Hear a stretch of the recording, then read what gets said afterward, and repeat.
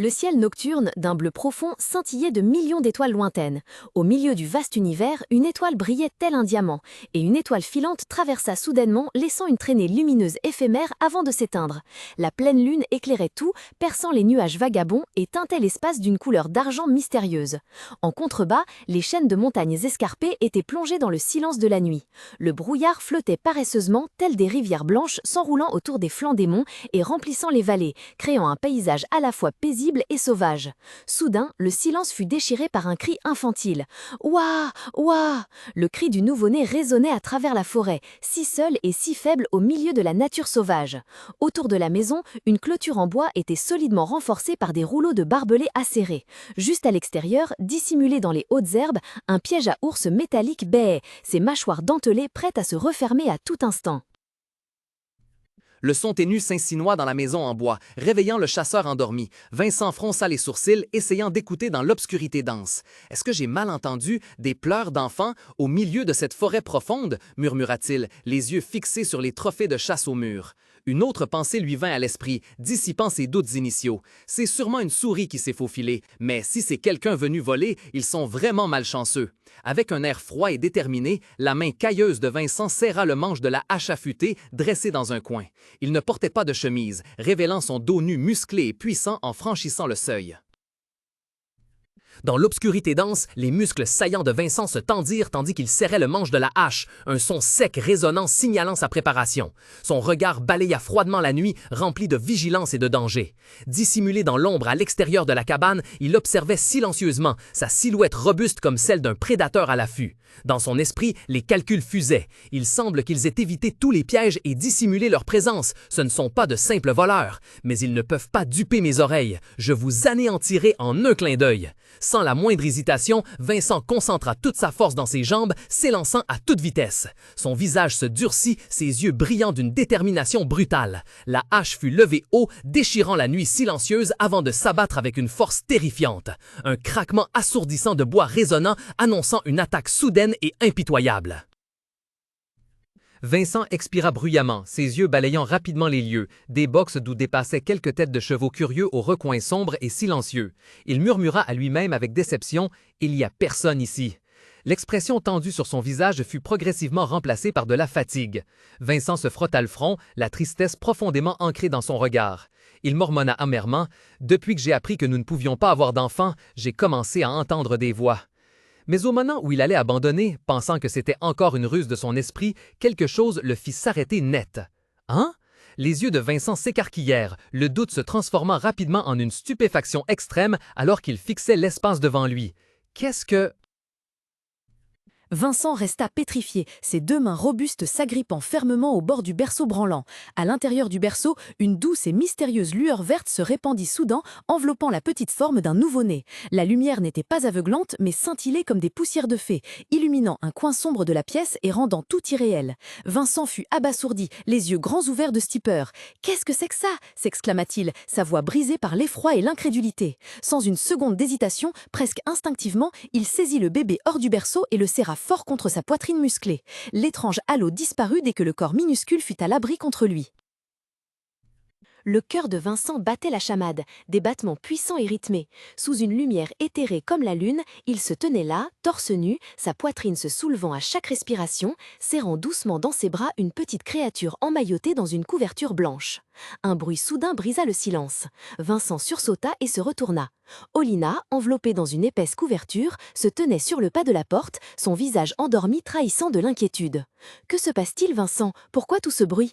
Vincent tressaillit légèrement en voyant sa femme, il demanda précipitamment « Olina, je t'ai réveillée ?» Une fois ses yeux habitués à l'obscurité, Olina fut stupéfaite. Son regard se fixa sur le paquet blanc dans les bras de son mari, la somnolence s'étant complètement évaporée, remplacée par une surprise extrême. « Pourquoi tiens-tu un bébé ?» s'exclama-t-elle, la voix pleine de consternation. Vincent était embarrassé, son regard fuyant, des perles de sueur sur ses tempes. Il regarda sa femme avec gêne, puis l'enfant endormi et répondit en hésitant. « Eh bien, il se trouve que… » Des perles de sueur perlaient sur ses tempes. Vincent était sidéré, ses yeux rivés sur la petite créature qu'il serrait dans ses bras. Un sentiment accablant, à la fois confus et sacré, submergeait la poitrine du chasseur. La pièce était plongée dans un silence doux, baignée d'une lumière de lune bleue et irréelle qui filtrait à travers la grande fenêtre. Dehors, le ciel nocturne profond scintillait de 1000 étoiles. Des particules de poussière dansaient dans les rayons de lumière, telles des lucioles féeriques volant autour du couple. Olina, drapée dans son châle, se tenait immobile à côté, son regard fixé sur son mari et le petit enfant. Au milieu de cet espace silencieux et chargé d'émotions, Vincent parvint difficilement à prononcer des mots, sa voix rauque d'émotion. « Je crois que c'est notre enfant. » L'image d'une berceuse apparaît avec ses paroles douces et ses contes de fées. Les nuages de partout s'accumulent, formant un gigantesque tourbillon masquant les étoiles scintillantes. Très vite, de ces épaisses couches de nuages, la pluie commença à tomber. Sous l'averse, la silhouette du sorcier se tenait fermement sur la colline, sa baguette dans la main, émettant de chaudes traînées de lumière dorée. En dessous, les villageois éclataient de joie, levant les bras, le visage tourné vers le ciel pour recevoir les précieuses gouttes d'eau. La terre aride, desséchée depuis longtemps, fut revitalisée et devint luxuriante. Au milieu de cet espace, les villageois entonnèrent ensemble des chants, des chansons de bonheur et de gratitude résonnant partout. Sous le ciel nocturne scintillant de traînées d'étoiles filantes, il protégeait également le village des dangers toujours latents. Lorsque de féroces bêtes de l'ombre attaquaient, il se tenait devant les villageois, brandissant son bâton pour créer un mur de feu magique éclatant, repoussant les monstres et assurant la sécurité de tous. Grâce à ses pouvoirs mystiques, la paix était revenue au village. Une étoile d'espoir brillante rayonnait dans le ciel, annonçant une nouvelle ère. Les villageois n'avaient plus à souffrir de la faim, leur vie était devenue prospère et abondante. Mais il ne cessa pas ses recherches pour le bien des villageois. La nuit venue, dans sa pièce débordante de livres, sous la faible lueur d'une lampe, il travaillait assidûment. Les villageois considéraient ses capacités comme de la magie, et c'est pourquoi... La voix grave et chaleureuse de Vincent résonna soudain, brisant le silence de la colline ensoleillée. « Tu lis un livre, Chiron ?» Surpris, Chiron referma brusquement l'épais livre à couverture rouge, produisant un léger boum. Le petit garçon leva la tête, ses yeux bleus clairs s'illuminant de joie en reconnaissant son père. Un sourire éclatant remplaça immédiatement son air gêné précédent. Adossé au tronc d'arbre noueux, il s'écria joyeusement « Papa !» Vincent Arien affichait un air satisfait après avoir terminé son travail. Le panier à bois était rempli à ras-bord et la légère brise de la forêt portait l'odeur de la terre humide et des feuilles. Soudain, une voix claire retentit. « Papa est adorable! J'ai fini de fendre le bois, rentrons manger !» Vincent éclata de rire, ouvrant grand les bras alors que le petit Chironnet se précipitait. Il souleva son fils en l'air et le fit tournoyer avec joie. Le rire guilleret de Chironnet se mêlait aux cris de « Ouah !» résonnant dans tout l'espace. Après un moment de jeu, Vincent serra Chironnet dans ses bras. Le petit garçon se blottit contre son père, ses yeux bleus brillant d'une curiosité intense. « Papa, j'ai une question. Comment fait-on pour utiliser la magie ?» Vincent s'immobilisa, son expression légèrement déconcertée par la question inattendue. Il pensa « N'aurais-je pas acheté le mauvais type de livre pour lui ?» En regardant son fils impatient, il répondit d'un air décontracté. « Hein ? La magie ? Ce n'est pas si compliqué. Si tu peux abattre un ours avec une seule flèche… » Sous le soleil généreux, Vincent et Chiron marchaient ensemble sur le sentier traversant la forêt. Le paysage de la vallée en contrebas apparaissait si paisible avec la rivière scintillante et le petit village niché au milieu de la verdure. Le rire franc de Vincent retentit, brisant le silence. Il serra la petite main de son fils, la hache accrochée à son sac à dos semblait puissante. « Oh, si tu pouvais abattre un arbre d'un seul coup de hache, ce serait aussi de la magie, n'est-ce pas? Ha ha ha! » Chiron suivait son père en silence, son autre main serrant toujours un épais volume, le visage impassible ne trahissant aucune émotion. À un autre endroit du chemin, près de la lisière de la forêt, un groupe d'enfants qui jouaient s'arrêta soudain. Ils virent les deux hommes au loin et commencèrent à chuchoter. « Oh, c'est l'oncle Vincent, et Chiron est aussi avec lui. Il n'arrête jamais de lire, même quand on l'invite à jouer. À quoi sert ce gros livre? Je me demande s'il sait vraiment lire. » Les silhouettes de Vincent et Chiron disparurent progressivement derrière les arbres, mais les commentaires ne cessèrent pas. Debout sur l'herbe verdoyante où d'autres enfants jouaient encore au football, l'un des deux fit la dernière remarque. « Il est si maigre, il ne ressemble pas du tout à l'oncle Vincent. » Vincent resta immobile. Une aura de sombre malveillance violacée commença à émaner de lui, tandis que les méchants chuchotements des enfants du voisinage parvenaient. La petite main de Chiron, tenant toujours fermement le livre à la couverture rouge, disparut dans la grande main cailleuse de son père. Un sourire radieux comme le soleil éclairait les lèvres du garçon alors qu'ils marchaient côte à côte. Vincent, son lourd fardeau de bois et sa hache au dos, rompit le silence paisible. « Chiron, puisque tu m'as aidé aujourd'hui, demain nous irons ensemble en ville. Papa t'achètera les fruits que tu préfères. » Les yeux de Chiron s'écarquillèrent, s'illuminant de surprise et de joie. Le garçon leva les yeux vers son père, la voix pleine de doute mêlée d'une excitation extrême. « Waouh, vraiment? J'en ne peux plus d'attendre !» Voyant la joie pure de son fils, une pointe de culpabilité traversa l'esprit de Vincent. « Je suis désolé d'être un père avec tant de défauts. » Dans son excitation, Chiron lâcha la main de son père, enlaça ses jambes de ses deux bras, son visage radieux pressé contre la hanche de son père. Vincent baissa les yeux vers son petit garçon, ses yeux reflétant de la tendresse et une silencieuse détermination. La main ferme et chaleureuse de Vincent se posa doucement sur les cheveux blonds ébouriffés de Chiron. Le garçon ferma les yeux, savourant le sentiment familier et paisible qui l'envahissait. Vincent pensa « Mais quoi qu'on en dise, tu restes mon fils ». Chiron serra fermement le vieux livre à la couverture rouge usée dans sa main, puis leva la tête. Il murmura, d'une voix faible mais pleine d'un désir ardent « Je veux en savoir plus, sur la magie ». Ses paroles se fondirent dans le ciel bleu pur et infini qui s'étendait au-dessus, où flottaient des nuages blancs. Et puis, au milieu de la vallée encadrée par d'imposantes chaînes de montagnes, une ville magnifique aux tours élancées apparut, promettant un nouvel horizon de connaissances qui l'attendait. Le carrosse franchit lentement l'imposante porte de pierre de la ville de Crès, une métropole animée nichée au cœur des campagnes du royaume de Tormia. De là-haut, la route principale s'étendait à perte de vue, bordée de bâtiments spacieux aux toits de tuiles nettes et ordonnés. Assis à l'intérieur, Chiron pressait son visage contre la fenêtre, ses yeux bleus brillants d'excitation. Il ne put contenir sa stupéfaction, s'exclamant avec enthousiasme « Waouh! Alors c'est ça, une ville !» La scène extérieure était très différente du monde qu'il avait connu. Des rues animées grouillaient de passants. Le garçon regarda avec empressement un magasin de vêtements luxueux où des messieurs choisissaient d'élégantes tenues.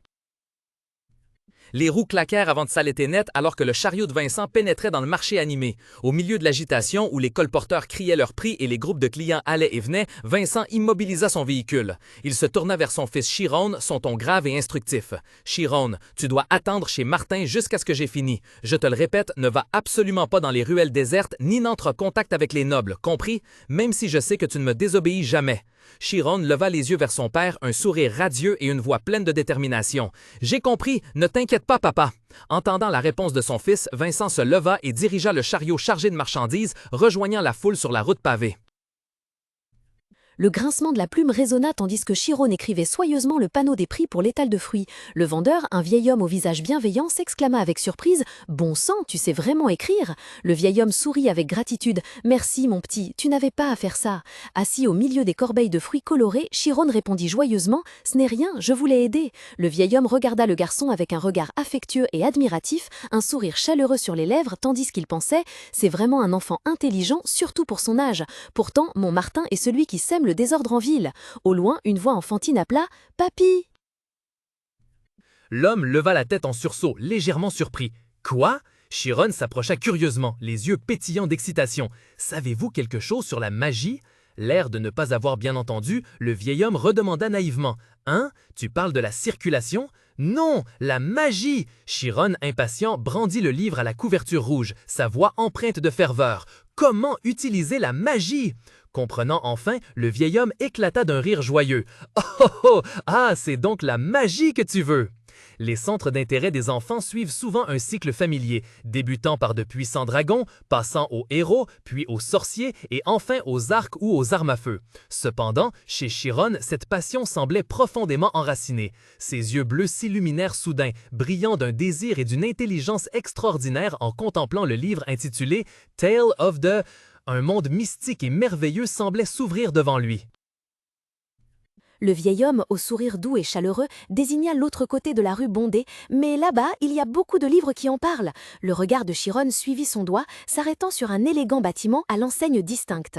Ses yeux s'illuminèrent aussitôt d'excitation. « C'est une librairie ?»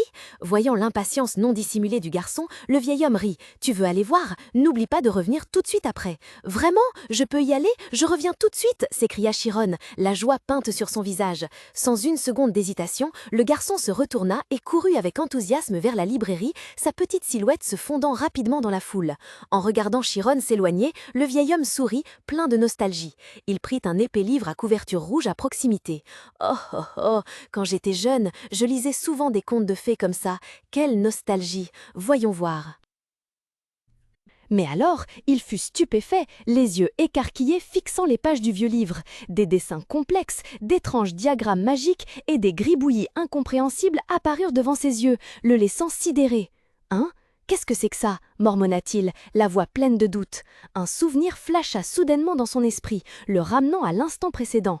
Il se rappela Chironet tenant un épais livre à couverture rouge intitulé « L'histoire du bienveillant magicien ».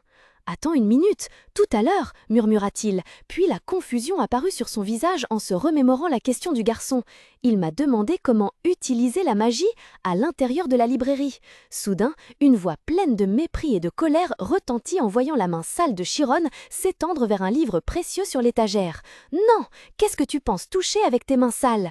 Un claquement sec retentit dans l'espace silencieux. La grande main frappa sèchement le dos de la petite main de Chiron, la repoussant loin des tranches des précieux livres sur l'étagère. Au milieu de cette connaissance immense, Chiron leva les yeux vers la libraire avec des yeux clairs, demandant curieusement « Puis-je jeter un coup d'œil à ces livres, s'il vous plaît ?»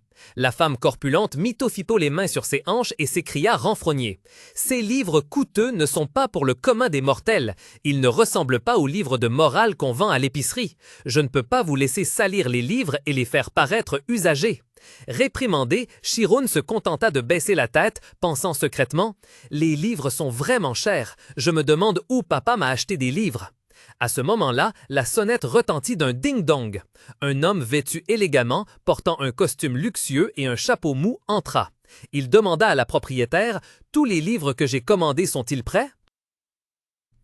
La vendeuse salua joyeusement. « Oh, majordome en chef, vous voilà! Bien sûr, ils sont arrivés. Comment souhaitez-vous que je les facture ?» À ses côtés, Chiron écoutait en silence, une légère confusion traversant son visage. Au milieu des étagères immenses, Chiron tournait les pages d'un livre à une vitesse fulgurante. Le bruissement du papier résonnait sans cesse, tandis que ses yeux bleus parcouraient chaque page. Il fronça légèrement les sourcils, pensant « Ce livre aussi, il n'y a pas beaucoup de contenu de valeur. » Un clac sec retentit lorsqu'il fut mis à la porte de la librairie. Je n'aurais jamais cru que lire des livres serait si difficile, et pourtant j'ai lavé mes mains. Le regard de Chiron s'éclaira soudain.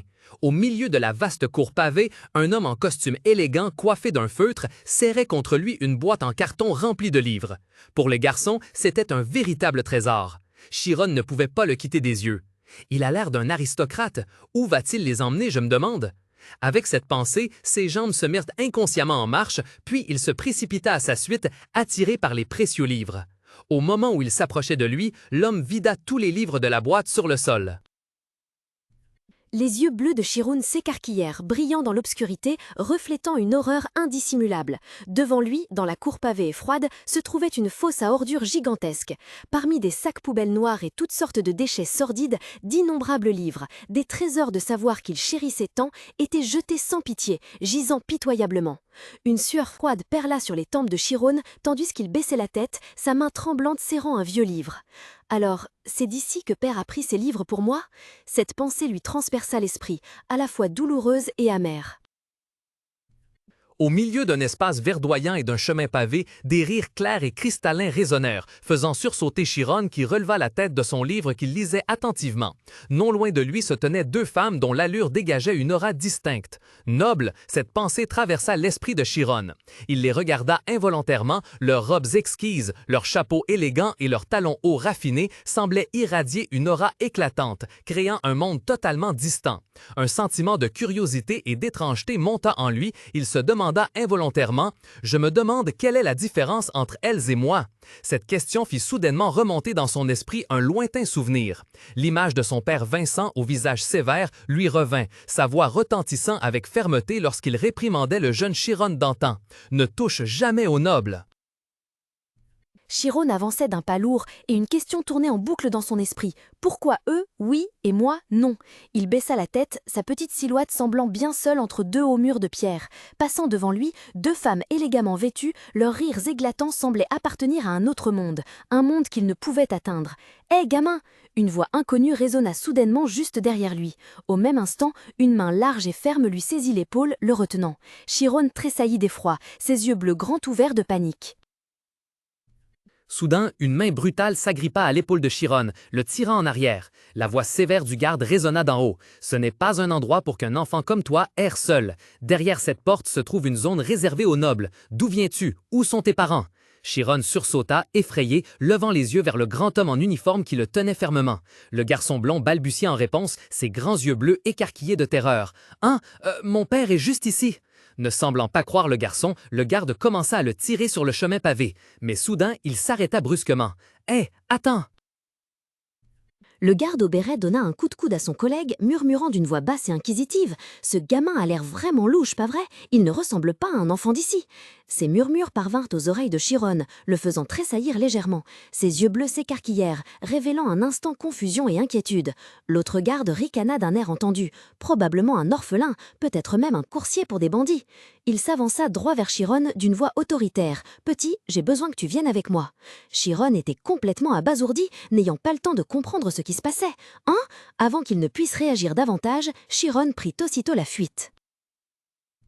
Les deux gardes paniqués. « Où est-ce qu'il est parti? Idiot, va le chercher! Se faire berner par un gamin! Quelle honte! » Pendant ce temps, caché juste en dessous dans un parterre de fleurs éclatantes, Chiron écoutait, le souffle coupé. Son cœur battait la chamade dans sa poitrine, sa respiration haletante après sa fuite éperdue. Il entr'ouvrit les yeux, regardant prudemment à travers les feuilles, se demandant silencieusement « Sont-ils partis ?» Lorsque les bruits de pas et les jurons au-dessus de sa tête s'éloignèrent puis cessèrent, Chiron osa se relever lentement. Quelques feuilles vertes, des pétales de fleurs et même quelques minuscules insectes tondaient de ses cheveux blonds ébouriffés. Finalement, certain d'être en sécurité, il laissa échapper un léger soupir de soulagement. Ouf! Le petit garçon agrippa anxieusement le pan sale de sa chemise, marmonnant « Papa va me gronder quand je rentrerai, c'est sûr !» Chiron vit qu'une de ses chaussures était tombée près du mur. Chiron se releva péniblement, s'épousta à la hâte. Il se précipita pour ramasser la chaussure et l'enfila vite, sans prendre le temps de bien l'ajuster. Derrière l'ancien mur de pierre, une voix solennelle résonna d'en haut. Qu'est-ce que la magie? Ce sera le sujet de notre discussion d'aujourd'hui. Chiron, toujours abasourdi sur le sol froid, leva brusquement la tête. Quelques feuilles et petits cailloux étaient encore éparpillés dans ses cheveux blonds ébouriffés. La magie! Ce mot frappa son esprit comme un éclair, le laissant stupéfait. À cet instant, la solennité fut brisée par une autre voix, pleine d'excitation et un peu espiègle. « Allez, monsieur le directeur, montrez-nous plutôt comment vous lancez des flammes !» Chiron leva ses grands yeux bleus et ronds, essayant d'embrasser l'étrange scène du regard. Il sentit la vivacité et une étrange énergie émaner de cet endroit. Cet endroit pourrait être... L'idée lui vint soudain à l'esprit, pleine de confusion, mais aussi d'une vive curiosité. Chiron se hissa prudemment pour mieux entendre ce qui se passait à l'intérieur de l'enceinte de l'académie. Une voix grave et légèrement malicieuse résonna de l'autre côté du mur, s'adressant apparemment à une foule. Faire du feu dans l'école peut vous attirer des ennuis. Cependant, si vous répondez correctement à ma question, je vous montrerai un peu de magie. Selon vous, quel est le talent le plus important pour apprendre la magie?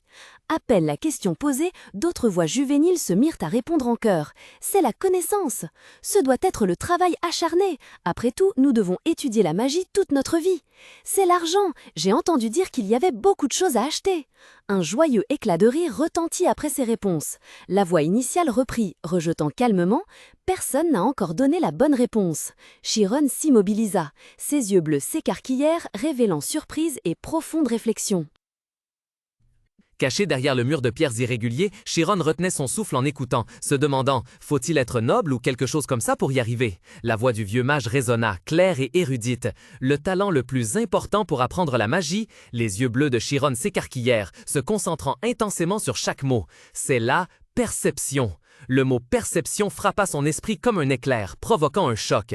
Le souvenir d'une leçon lui revint soudain, aussi vif que si c'était hier. Dans l'espace baigné de la lumière féerique de la salle de classe, une élève demanda, perplexe, « Maître, qu'est-ce que la perception ?» Le vieux mage à la barbe blanche sourit gentiment, ses yeux brillants d'intelligence. « Y a-t-il quelqu'un ici qui ne sait pas combien font 1 plus 1 ?» Un élève proche répondit vivement, d'une voix pleine d'assurance. « Qui ne le sait pas, c'est évidemment 2. » Le mage sourit légèrement. « Alors, quelqu'un peut-il m'expliquer pourquoi c'est 2 ?» La question inattendue laissa toute la classe silencieuse. L'élève de tout à l'heure se gratta la tête, gêné, balbutiant. « Hein? Bien... » Dans l'espace pur, une voix résonna, expliquant un concept profond. L'étrange sensation que tu éprouves en ce moment s'appelle l'intuition. Il fut un temps où les gens ignoraient que 1 plus 1 était 2. De nombreux érudits s'efforcèrent de le prouver, mais même sans preuve ou démonstration concrète, nous pouvons toujours comprendre que 1 plus 1, n'est-ce pas? Chiron écoutait, absorbé par chaque mot. C'est parce que c'est une loi qui a toujours existé dans ce monde. C'est pourquoi nous n'avons pas besoin de l'apprendre, car nous pouvons ressentir et accepter ce concept. Parce que la magie est aussi une loi qui a existé dans le monde depuis le début, nous pouvons la ressentir et l'accepter entièrement par l'intuition. C'est pourquoi l'intuition est plus précise que la connaissance et plus rapide que l'assiduité. Les derniers mots furent comme un coup de tonnerre. Une pensée traversa l'esprit de Chiron, le laissant stupéfait. « Waouh! Est-ce que cela ferait de quelqu'un un génie ?» Il s'arrêta brusquement. Ses yeux bleus s'écarquillèrent, révélant une surprise et une stupeur évidentes. Une voix grave, teintée d'un rire joyeux, résonna dans l'espace. « Ah ah! Exactement! Et si tu affûtes tes talents, tu pourrais aussi devenir un magicien comme lui !» Ces mots firent naître une faible lueur d'espoir dans le cœur de Chiron. Devenir un magicien, pensa-t-il, ce rêve lointain scintillant dans son esprit. Une telle opportunité se présenterait-elle un jour à lui? Plongé dans ses pensées, Chiron sursauta soudain, la voix s'adressant directement à lui. « N'est-ce pas, l'enfant derrière ce mur? Je veux entendre ce que tu penses. » Chiron tressaillit, son corps se raidit, son cœur menaçant de bondir hors de sa poitrine. Il n'en revenait pas, il avait été découvert. « Ah, il m'a vu, pensa-t-il, paniqué. » Le garçon resta immobile, ses mains tremblantes levées devant lui, l'esprit embrouillé par un fouillis de questions. Fuir ou répondre? Il regarda avec effroi son apparence, ses vêtements en désordre, ses cheveux blonds ébouriffés parsemés de quelques feuilles. « Je suis si pitoyable maintenant. Qui sait ce qu'ils vont me faire ?» pensa-t-il désespérément. La peur s'infiltra dans chaque cellule, faisant trembler tout son corps. À cet instant, alors que l'horreur l'engloutissait presque, une lueur de détermination jaillit dans ses yeux bleus. Une pensée unique, claire et urgente coupa le flot de ses réflexions paniquées. Si je ne surmonte pas ce mur maintenant... Un bruit mat et sec retentit alors que Chiron grimpait aussitôt au mur. Sans cela, je le regretterais pour toujours. Pourtant, au beau milieu de ce moment de désespoir, quelque chose le fit s'arrêter net. Les yeux bleus de Chiron s'écarquillèrent soudainement, étrangement brillants, reflétant une scène incroyable. Le chaud soleil matinal filtrait à travers chaque feuille, projetant des traînées de lumière scintillantes sur la pelouse verdoyante et luxuriante de l'Académie de magie d'Alphéas. Le bâtiment principal de l'Académie se dressait, majestueux et imposant, avec ses murs blancs et son toit de tuiles anciennes, reflétant son ombre sur le campus paisible. Une brise légère soufflait, apportant l'odeur des fleurs et de l'herbe et faisant frissonner les feuilles. Sous l'ombre d'un vieil arbre, d'autres étudiants entouraient un vieil homme. Il avait de longs cheveux et une barbe d'un blanc argenté, un visage bienveillant marqué par les rides du temps, mais ses yeux étaient vifs et brillants. C'était Mir Alphéas, le vénérable directeur de l'Académie. Remarquant la présence des jeunes, il sourit radieusement, sa voix grave et amicale résonnant. « Êtes-vous venu ici pour tenir compagnie à ce vieil homme ?» Le visage de Chiron rougit d'effort. Il serra les dents, les yeux clos dans un effort ultime. Des perles de sueur perlaient sur ses tempes alors que son cœur battait à tout rompre dans sa poitrine tel un tambour de guerre. Rassemblant toutes ses forces, Chiron se contracta, s'élança puissamment du bord de la paroi rocheuse vertigineuse et sauta droit vers le sol en contrebas.